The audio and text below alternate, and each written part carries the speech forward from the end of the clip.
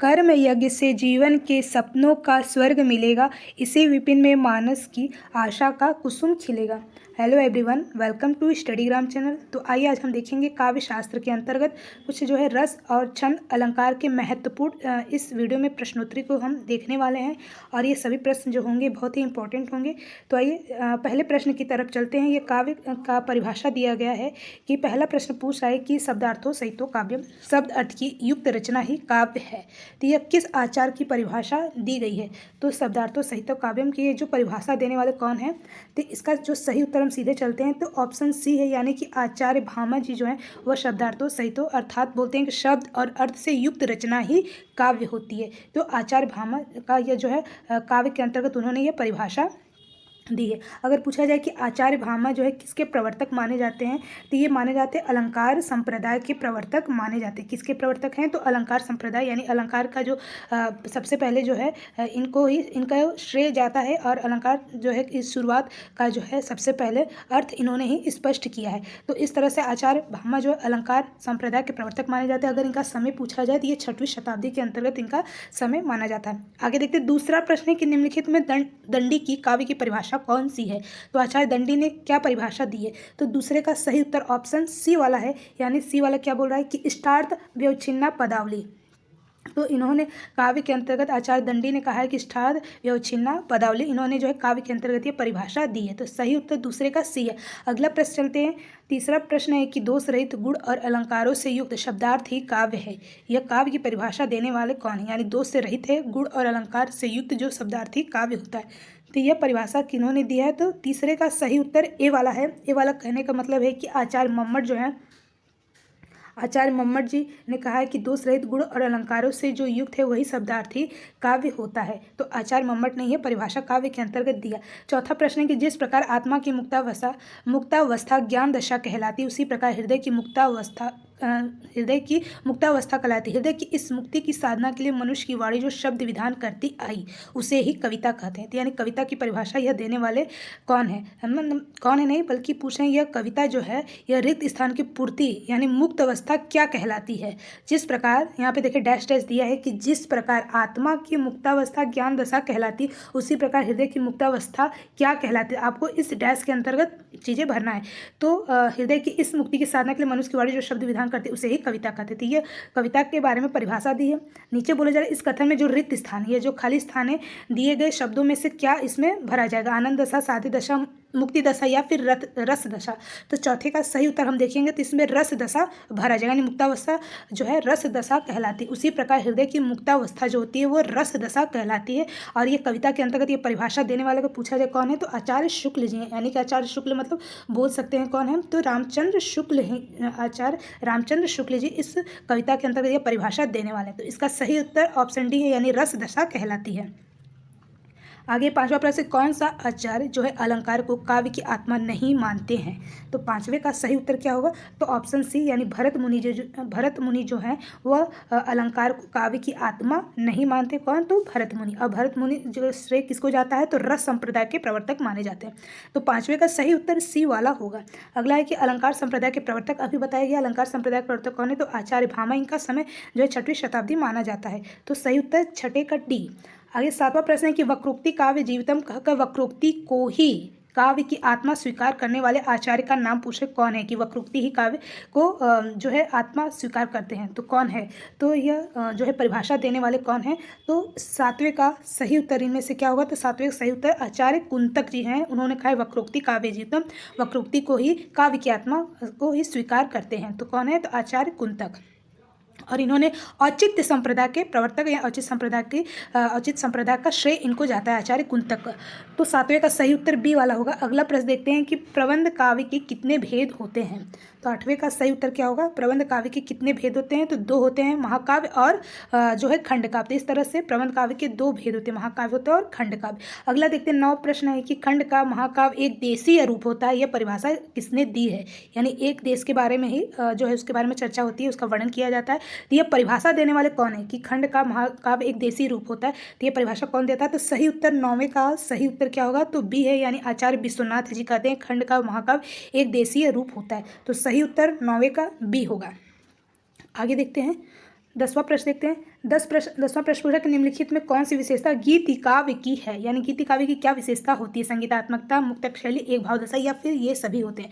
तो 10वें का सही उत्तर देखिए सभी होगा, यानी गीति काव्य में जो है संगीत भी रहता है, मुक्तक शैली और ये किसी परिपाटी में नहीं रहती, मुक्त रूप से लिखा जाता है, और एक ही भाव दशा भी रहती है गीति काव्य में। तो ये सभी जो है विशेषताएं गीति काव्य के अंतर्गत पाई जाती है। अगला प्रश्न देखते हैं, तो 10वें का सही उत्तर डी है।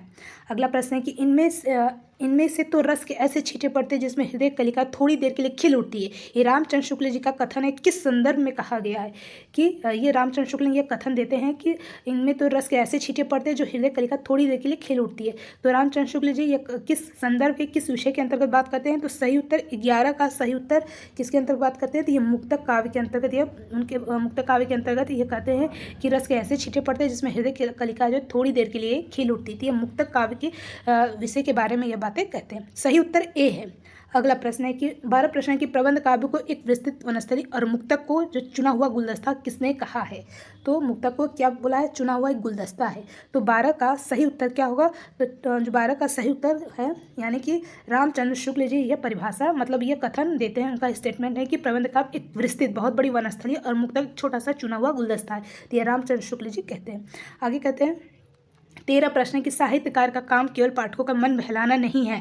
प्रेमचंद इस उक्ति में काव्य के किस प्रयोजन को संकेत किया है? अब ये काव्य प्रयोजन के बारे में पूछ रहा है कि साहित्यकार का जो काम होता है वो केवल पाठकों का मन बहलाना नहीं होता। प्रेमचंद की यह उक्ति है और काव्य के किस प्रयोजन का संकेत किया गया है? तो ये प्रेमचंद के बारे में ही कथन दिया गया। तो कौन सा इसमें प्रयोजन, क्या उद्देश्य इसमें दिखाई देता है? तो 13 का सही उत्तर क्या होगा? 13 का सही उत्तर ऑप्शन सी होगा, यानी कला जीवन के लिए होता है। तो प्रेमचंद जी जो रचनाएं करते थे वह कला और जीवन के लिए करते थे, इसलिए वो कहते हैं कि साहित्यकार का काम केवल पाठकों का मन बहलाना नहीं है। तो इसका जो प्रयोजन उद्देश्य निकलता है कला और जीवन के लिए। तो सही उत्तर 13 का सी होगा। अगला प्रश्न है कि मानते हैं जो कला को कला के अर्थ ही स्वार्थ नहीं करते कला को व्यर्थ ही। यह पंक्ति जो है किसकी है? तो पंक्ति दिया गया जो कला के अर्थ ही स्वार्थ नहीं करते कला को व्यर्थ ही। तो यह पंक्ति देने वाले कौन है? तो यह पंक्ति कथन के रूप में किसका है? तो 14 का सही उत्तर कौन है? तो इसका सही उत्तर ऑप्शन ए है, यानी ऑप्शन ए बोल सकते हैं मैथिली शरण गुप्त जी हैं, जिन्होंने कहा है कि जो कला को कला के अर्थ ही स्वार्थ नहीं, यानी स्वार्थ के कारण कला को, अपने स्वार्थ के कारण कला को बेकार बना देते हैं। तो यह पंक्ति जो है मैथिली शरण गुप्त का है। तो 14 का 14 का सही उत्तर ऑप्शन ए होगा।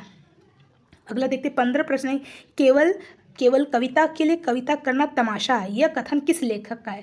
तो बहुत ही इंपॉर्टेंट जो है कथन दिए गए हैं, तो ये चीज़ें पूछी जाएगी।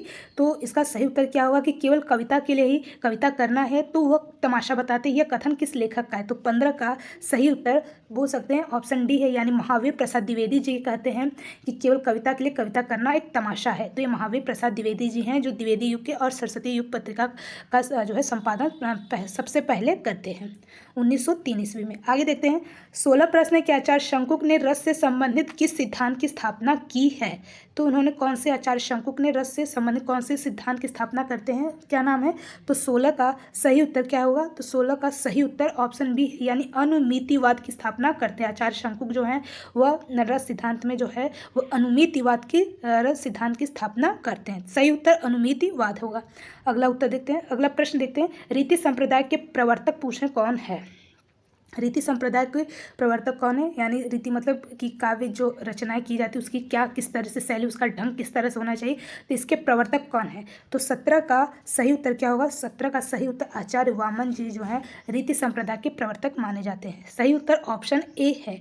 अगला देखते हैं, रीतिरात्मा काव्यस्य किसने कहा है? कि रीति मतलब काव्य क्या है? रीति की आत्मा ही काव्य होती है। तो यह कहने वाले कौन है? तो 18 का सही उत्तर क्या होगा? 18 का सही उत्तर ऑप्शन डी होगा, यानी यह भी, यानी रीति संप्रदाय के प्रवर्तक हैं तो यही इन्होंने ही कहा कि रीतिरात्मा काव्यस्य, आचार्य वामन कहते हैं। अगला प्रश्न है 19, आचार्य क्षेमेंद्र किस संप्रदाय के प्रवर्तक माने जाते हैं? आचार्य क्षेमेंद्र के बारे में पूछा है तो 19 का सही उत्तर क्या होगा? 19 का सही उत्तर ऑप्शन बी होगा, यानी औचित्य संप्रदाय के प्रवर्तक आचार्य क्षेमेंद्र प्रवर्तक माने जाते हैं। तो सही उत्तर बी होगा। अगला प्रश्न देखते हैं, 20वां प्रश्न पूछ रहा है कि मुख्य रूप से काव्य के कितने गुण माने गए हैं? मुख्य रूप से काव्य के कितने गुण माने गए हैं? तो 20 का सही उत्तर ऑप्शन डी है कि मुख्य रूप से काव्य के 3 गुण माने जाते हैं। ऑप्शन डी वाला इसका सही उत्तर है। अगला देखते हैं, 21 प्रश्न पूछ रहा है कि निम्नलिखित में कौन सा काव्य का गुण नहीं होता है। तो कौन सा काव्य का गुण नहीं होता है? तो औचित्य, प्रसाद, माधुर्य, ओज। तो औचित्य संप्रदाय माना जाता है, न कि काव्य गुण। तो औचित्य कोई काव्य गुण नहीं होता है, ऑप्शन ए है। अगला देखते हैं, बिंब किसे कहते हैं। 22 का प्रश्न पूछ रहा है कि बिंब किसे कहते हैं। तो इसका सही उत्तर क्या होगा? तो 22 का सही उत्तर ऑप्शन बी होगा। ऑप्शन बी मतलब क्या है इसमें कि जो किसी अमूर्त के भाव को चित्रित किया जाए उसको बिंब कहते हैं। यानी कोई अमूर्त चीज़ है, उसकी केवल कल्पना की जाए, यानी उसका जो चित्र केवल मन में ही उकेरा जाता है, तो उसी को बिंब कहा जाता है। सही उत्तर ऑप्शन बी है। अगला प्रश्न है कि यश तथा धन की प्राप्ति को काव्य का प्रयोजन बताने वाले कौन से आचार्य। कि यश ही धन की मतलब काव्य का जो उद्देश्य होता है, यश होना चाहिए और धन होना चाहिए। यह जो है कौन जो है किस आचार्य ने परिभाषा दी है। तो 23 का सही उत्तर क्या होगा? तो 23 का सही उत्तर ऑप्शन ए है। आचार्य मम्मट जी कहते हैं यश धन की प्राप्ति काव्य का प्रयोजन बताने वाले आचार्य माने जाते हैं। अगला प्रश्न देखते हैं, 23 का ए हो गया। 24 है कि कविता का अंतिम लक्ष्य जगत के मार्मिक पक्षों का प्रत्यक्षीकरण है। काव्य प्रयोजन के संदर्भ में यह कथन किसका है? तो प्रत्यक्षीकरण मानते हैं कि जो मार्मिक पक्ष होता है, जो कविता का जो अंतिम लक्ष्य जगत यानी संसार का जो मार्मिक सबसे जो भावुक पक्ष है वही प्रत्यक्षीकरण है। यह संदर्भ यानी काव्य प्रयोजन के संदर्भ में यह कथन किसका है? तो 24 का सही उत्तर ऑप्शन डी है, यानी रामचंद्र शुक्ल जी मानते हैं। कौन है? तो आचार्य रामचंद्र शुक्ल जी मानते हैं कि अंतिम जो लक्ष्य होते हैं वो मार्मिक पक्षों का प्रत्यक्षीकरण होना चाहिए। तो रामचंद्र शुक्ल जी मानते हैं। सही उत्तर 24 का डी। 25 प्रश्न के आत्मा व्यक्ति को काव्य का मुख्य प्रयोजन किसने माना? कि आत्म व्यक्ति यानी अब खुद को ये अभिव्यक्त करना काव्य का मुख्य प्रयोजन है, तो यह किसने माना है? तो 25 का सही उत्तर क्या होगा? 25 का सही उत्तर ऑप्शन ए यानी डॉक्टर नगेंद्र जी हैं, जिन्होंने कहा कि आत्म व्यक्ति को ही काव्य का मुख्य प्रयोजन मानना चाहिए। 25 का सही उत्तर डॉक्टर नगेंद्र। अगला देखते हैं, एक पंक्ति है कि कीर्ति भनीति भूति भली सोई, सुर सरी सम सब कहाँ हित होई। यह उक्ति है तुलसीदास जी की, यह पंक्ति है। अब बोल रहा है कि काव्य प्रयोजन में कौन क्या चीज़ें स्पष्ट किया गया। लोक मंगल के बारे में बात किया गया, स्वांत सुखाय के बारे में, कीर्ति की प्राप्ति या सौंदर्यपूर्ण काव्य रचना के बारे में बात की जाती है। यहाँ काव्य का प्रयोजन किस चीज़ से स्पष्ट किया जा रहा है। तो इसका सही उत्तर 26 का सही उत्तर क्या होगा? 26 का सही उत्तर ए वाला होगा, यानी लोक मंगल का विषय के बारे में बात किया जा रहा है। कीर्ति भनिति भूति भली सोई, सूर्य सरी सब कहाँ सबका हित होई। यहाँ लोक मंगल की बात की जा रही है। सही उत्तर जो है 26 का ए है।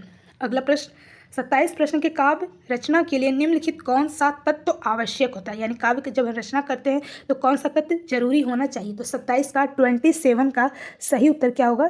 27 का सही उत्तर ऑप्शन बोल सकते हैं डी वाला बिल्कुल सही, यानी ये सभी अभ्यास भी होना चाहिए, प्रतिभा भी होनी चाहिए और अध्ययन भी, तभी जाकर काव्य रचना के जो है आवश्यक तत्व बनेंगे। तो अभ्यास जरूरी है, यानी हर चीज़ का कोई ना कोई अभ्यास होगा तभी काव्य रचना अच्छी बनेगी, प्रतिभा भी होनी चाहिए और अध्ययन, तो सभी जो है ये सभी जरूरी है। आगे देखते हैं, 28 का पूछा प्रश्न है कि काव्य के प्रमुख भेद कितने हैं। तो काव्य के कितने प्रमुख भेद हैं? तो 28 का सही उत्तर क्या होगा? ऑप्शन बोल सकते हैं 28 का सही उत्तर सी है, यानी काव्य के प्रमुख भेद 2 माने जाते हैं, चंपू काव्य और गद्य काव्य ही होते हैं। तो इस तरह से चंपू काव्य में जो गद्य पद दोनों आते हैं, एक काव्य और गद्य अलग होता है, तो इस तरह से काव्य के मुख्य भेद 2 होते हैं। अगला प्रश्न देखते हैं, काव्यशास्त्र के प्रथम संप्रदाय के नाम पूछा है। काव्यशास्त्र का प्रथम संप्रदाय कौन होता है? रीति है, वक्रोक्ति है, रस है, अलंकार है। तो काव्य संप्रदाय का प्रथम सबसे पहले कौन सा संप्रदाय होना चाहिए? तो 29 का 29 का सही उत्तर क्या होगा? 29 का सही उत्तर बोल सकते हैं अलंकार होना चाहिए, यानी काव्य की शोभा बढ़ाने वाले तत्वों को ही अलंकार कहते हैं, तो अलंकार होना आवश्यक है। तो काव्यशास्त्र का प्रथम संप्रदाय अलंकार होना चाहिए।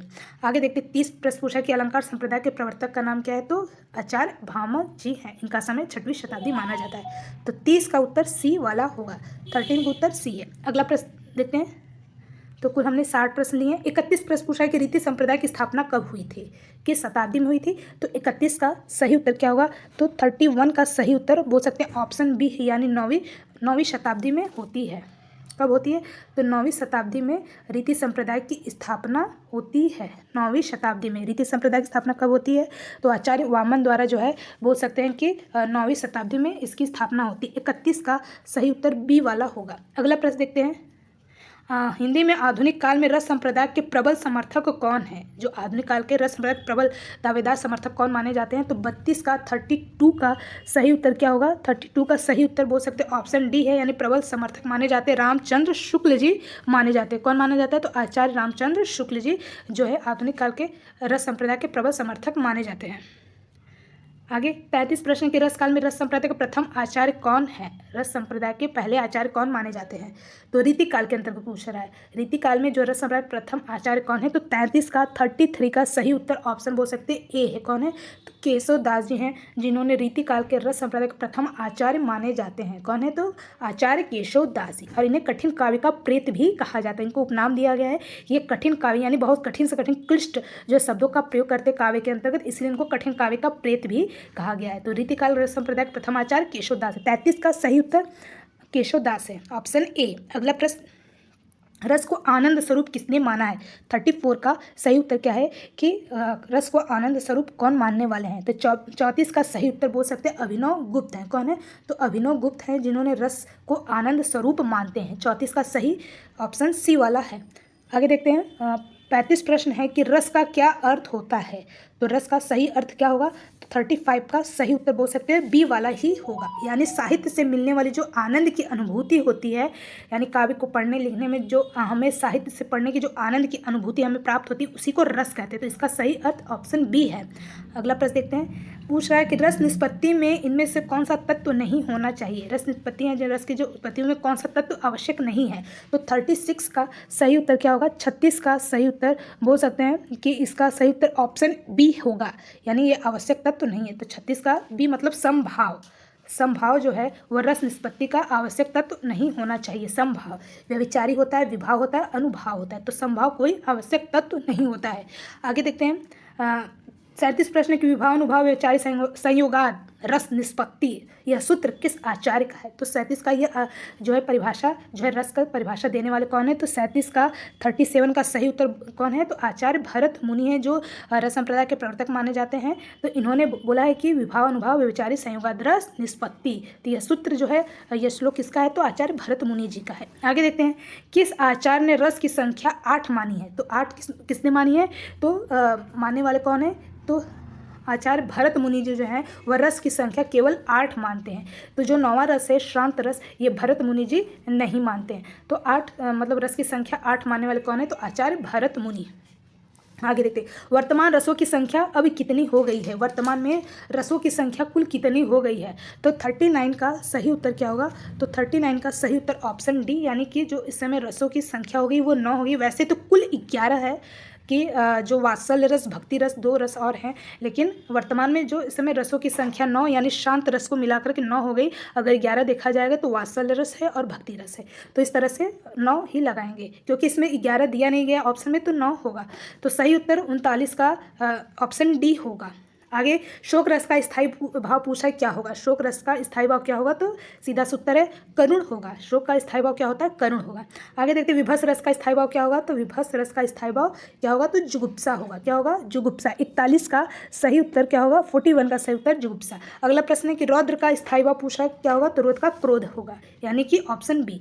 अगला प्रश्न है कि 43 किस रस को रसराज कहा गया है? यानी कौन सा रस जो है सबसे उच्च माना जाता है, रसराज कहा जाता है? तो 43 का सही उत्तर ऑप्शन ए है, यानी श्रृंगार रस को ही रसराज कहा जाता है।